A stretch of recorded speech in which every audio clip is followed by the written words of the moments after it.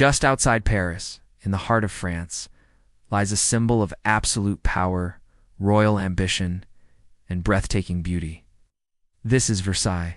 The sprawling palace complex is one of the most popular tourist destinations in the world. But in its heyday, it was more than a magnificent seat of power.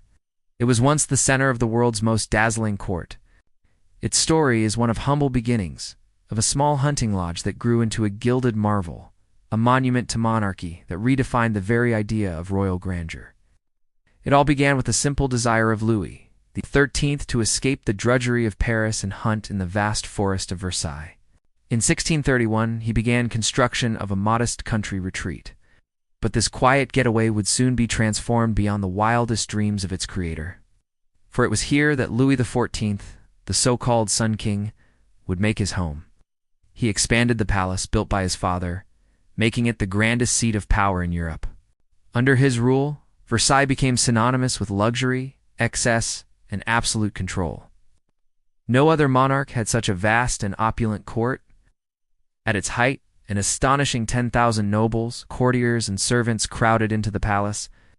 They came from all over Europe, eager to catch the eye of the Sun King and gain favor in the royal court. Louis XIV moved his court to Versailles, turning it into what one writer called a golden cage. Here, the nobility performed their rituals of elegance and control, vying for the king's attention.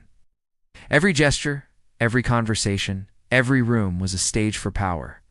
The king's bedroom was placed directly under the sun, symbolic of his divine right to rule. In the grand hall of mirrors, sunlight streamed through the tall windows, reflecting not just the rays of the sun, but the might of the French crown. Here, ambassadors bowed before the king. Nobles danced at glittering balls, and history's most important treaties were signed. But the Sun King's obsession with light and grandeur was nowhere more evident than in the palace's famous Hall of Mirrors. This magnificent corridor of glass and gilt reflected not just sunlight, but the very essence of royal power. Imagine yourself walking through this majestic space. On one side, huge mirrors shimmered, doubling the apparent width of the hall and creating a sense of infinite space.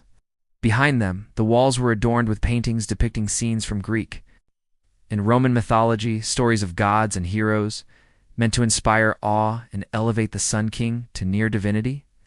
The ceiling was adorned with intricate gold leafing, forming a massive canopy overhead like the Sun King's own personal sky. Beyond the hall, the royal apartments overflowed with luxury. There were chambers for every purpose, from intimate boudoirs to grand throne rooms. Each was meticulously designed to impress and intimidate in equal measure.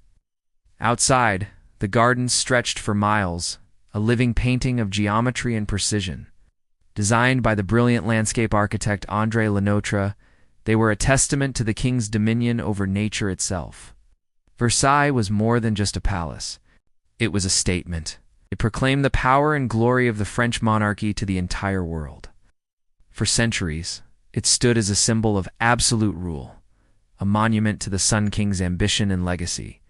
But no king, however powerful, can reign forever. And Versailles would soon face its greatest challenge. In 1789, the people of France rose up against their king and stormed the palace. Versailles, once untouchable, was invaded. The privileged world of the nobility was overturned. The monarchy crumbled and the palace became a symbol of everything the revolution sought to destroy. But through all the turmoil and change, Versailles survived. Emptied of kings, but not of meaning, it endured. A century later, it was here that the Treaty of Versailles was signed, ending the First World War and redrawing the world. Today, millions come to wander through these magnificent halls, not as courtiers or nobles, but as seekers of beauty, truth, and history. Yet, despite its grandeur, Versailles was not immune to the changing times. Marie Antoinette, the young queen married to the future Louis XVI, found the opulence suffocating. She yearned for a simpler life and created a rustic escape within the palace grounds at Petit Trianon. Here she basked in the sun, strolled through the gardens, and enjoyed the pleasures of a simpler life. But even this idyllic retreat could not shield her from the coming storm. Versailles is a place where kings have lived and died, where queens have laughed and lost their heads, where revolutions have been plotted and treaties have been signed. It is a place where the past is not just alive, it is all around us. If these magnificent grounds could speak, what stories would they tell? What secrets would they reveal? Perhaps we can catch a glimpse of Marie Antoinette in the gardens of Versailles, or hear the echoes of Louis XIV in the Grand Hall of Mirrors. And as we wander through the palace today, we can still feel the weight of history all around us.